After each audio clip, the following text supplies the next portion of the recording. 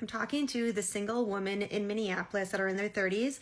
I'm curious where people are finding guys that are not on the dating apps because I'm very, very, very over the dating apps at this point. And I'm looking to find places to go out in Minneapolis or the Twin Cities area that has people that are in a similar age that's not just going to like a club or anything, because that is not my scene at all. Being 33, I have no desire to spend my Friday nights at 10 p.m. going out.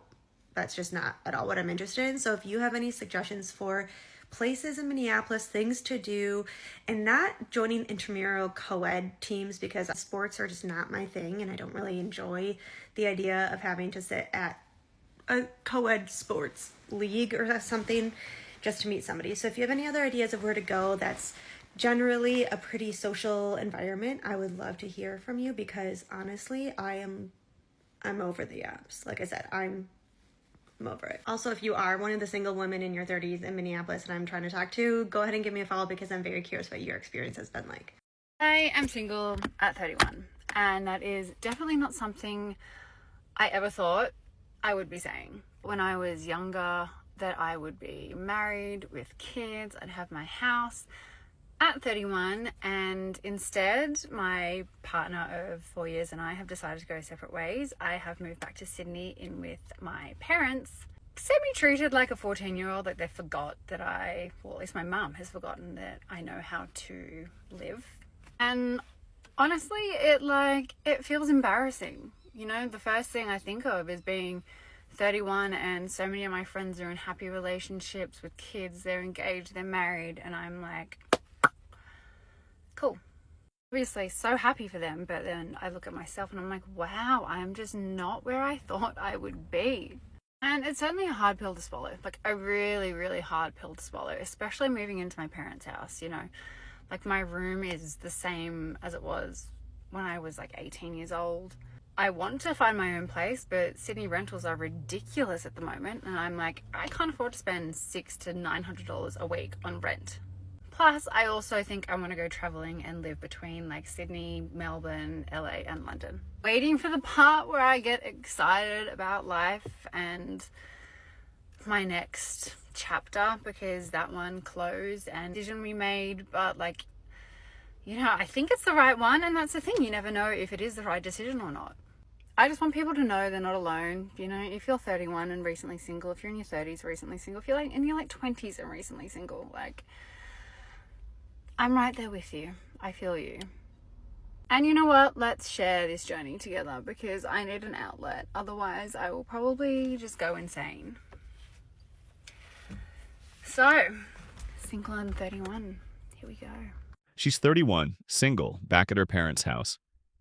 When she was young, she thought by now she'd have kids, a home, a husband. Reality check, she doesn't. Why? Because she thought time would wait. It didn't. Now she looks around at her friends who have families and wonders why she doesn't. This is the hard pill. Your choices in your 20s show up in your 30s, and regret shows up right alongside them. Women don't need a man until they need a man. And then suddenly they panic. You know, 35, I think it's before 35. It's probably, people say you hit the wall like around 30. I don't think so anymore, if I'm being straight. I really don't. I think it takes a little bit longer than that, because women have been sold, freeze your eggs, all this stuff. I think it's coming even later. I think it's around 33. And they start panicking. And they realize that there's things that other people, other women are living in houses with guys, and they don't have to, maybe they don't have to fix the sink or panic about this or panic about that, or they've got their family, they've got their start, they're married, they got the ring on their finger, they've got security in ways that a single woman doesn't have. So my message, I don't say this stuff to women to hurt women. I say it to help you. I say it to help you. I want to help you to see that what you're being sold by media is a lie. And you're going to live that lie, and you may be even happy living that lie initially, but you're going to be miserable living that lie soon. And the longer you live that lie and pretend you're happy, the harder it's going to be for you to get out of that lie. She's right. Women don't need a man until they do. At 23, being single is fun. At 33, it's panic. Media told them career first, family later. But biology doesn't care about media. Around 33, the pressure hits, when their friends are married, settled, secure. That's when the wall shows up. Not to hurt women, but to remind them that time is undefeated. I really should have planned my life better if I wanted to be single in my 30s, because Minnesota is not the place to do it. It's just not. Everybody is married. They have kids. They have families. They have, like, they're just doing the more traditional route of things, which is great, but it's hard to be in a whole state where that is the norm, and nobody's like me. Nobody's single in their 30s. None of my friends. None. I need to know if any other ladies in their 30s who are single also feel like this, because I feel like I'm actually going mad. So I'm 32. I broke up with my long-term partner last year, which was definitely the right decision. But I never thought I would be 32, living on my own in this house that I'm really fortunate and glad that I've been able to buy myself on my own. But it's incredibly lonely sometimes. But the thing is, sometimes I just feel so glad that I'm single, and I feel so glad I don't have children, and I have freedom, and I have money to spend on myself and freedom to do what I want when I want. But then sometimes I just get these moments where I just feel so incredibly sad as well, because I never thought at 32 I wouldn't have a husband, or at least a partner, or a baby or a couple of kids. I never thought I would be at this age and not have that. And it's Sunday today, and I went out for a walk on my own and stuff, and I just see all these families with their little kids and their family unit, and I just feel so incredibly sad that I don't have that. And it's just so confusing. I just need to know if other women feel like this, because I just don't really know what I really want sometimes. Sometimes I'm like, yeah, I really want to have this family and settle down and get married and everything. And then sometimes I'm like, maybe I don't want kids. Maybe that's not what I want. I want to have a partner, but I need to have the right partner. I'm not going to have a partner who is going to control me or be horrible to me again. So, yeah, does anyone else feel like this? Because it's kind of driving me a little bit mad. She's 32, owns her house, has freedom, has money. But what does she say? I'm lonely. She sees families on Sundays, and it hurts. This is the contradiction. They say independence is everything. But when the house is quiet and the kids aren't there and the partner isn't there, all that independence feels empty. Deep down, most women want family, and by the time they admit it, the clock is ticking loud. If you're in your 30s and you're not married and don't have kids, this is for you.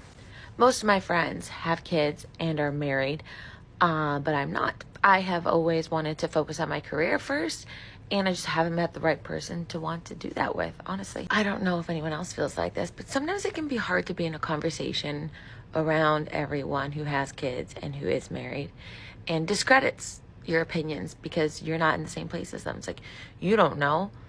Yeah, well, I can offer support. I can offer lending ear. I can say, I can try to understand, help me to understand. It's conversations like that that get me very emotional and upset, and honestly make me question, what's wrong with me at 33 that I don't have those things? But those conversations are hard to hear. So if you're someone in either of those positions, maybe be a little bit more cognizant about how you say things and how it makes people feel, because I really do want those things. And when I'm made to feel like lesser than because I don't, not a great feeling, especially going into the holidays when we're spending lots of time with family and friends. She's 33, career first, no kids, no husband. Now she feels left out when all her married friends dismiss her opinions. She asks, "What's wrong with me?" Truth is, nothing's wrong. But choices have consequences. If you guys are single, I hope that you can relate to how I'm feeling today. I've been feeling a bit down today, and I've been trying to figure out why. I think it has to do with being single at 30, and when you're this age, especially when you grew up in the South like me, and people are getting married at age 24, 27, all the time. It starts to feel like sometimes you're watching people just move forward with their lives and you're still kind of standing still. I definitely think in a lot of ways being single is a privilege. I've made videos on it. There are so many things that I love about being single, but in the same way that being single is a privilege, there's also a privilege to being in a relationship. One of those things being that you have somebody on a daily basis to support you, to talk to, that you also get to do these new milestones like moving in together, getting a place, like maybe buying a home, like if you live somewhere besides New York. Whereas those things like, getting married are not things that you can do on your own. I think it's hard when you get to the point where you want a relationship, but you don't have good prospects for it. And, like dating has not been a very encouraging process. It's actually like made me question more if it's going to happen for me in the future. So I'm just starting to feel a little bit like everyone is paired up, and like a lot of people I know are paired up, and then it's just like me and the world. So I feel like this is another one of those videos where it's like I'm talking about how I feel because that's how I feel, and I'm always going to keep it real with you guys, but I don't have a solution. I hope that somebody can relate to this. She's 30, single, and watching everyone else move forward. Marriage, homes, milestones. Meanwhile, she's stuck in place. She admits being single has perks, but those perks don't replace companionship and legacy. Dating is discouraging, prospects are low, and she's wondering if it will ever happen. That's the brutal reality. Men don't wait. Women who wait end up here. Questioning, doubting, regretting. Okay, so as a woman, one thing that I'm very sick and tired of seeing is all of these women giving bad advice, especially to the younger women. Because you know what it is? Misery loves company. I see all of these women in their 30s, 40s, 50s that are giving terrible advice to women in their 20s and even younger than that. So coming from a woman, I'm going to be honest with you, and I'm going to tell you what hitting the wall means. So men value different things than women do. They value beauty, youth, and they value someone that respects themselves. When you start aging, your biological clock is ticking, and that is just a real fact. Going into your 30s, your options are going to be less than when you were in your 20s. And those guys around your age are now looking at the younger women, and you're going to be competing now with the 20-year-olds for the guys that you want. And then now when you're ready to start settling down and possibly start thinking about having kids, those same guys might feel like you're rushing them, and they might not want the same things at this point. So then the dating market starts getting stressful, and then now these women are rushing for time because now their biological clock is really ticking, and they want to go through the stages. And then a lot of them end up single, a lot of them end up childless because they chose to have fun in their 20s instead of looking for a relationship. And they thought that when the time came that they did want to settle down, that they would still have all the options that they had when they were 20. But then reality hits, and a lot of them end up childless and single, and not by choice.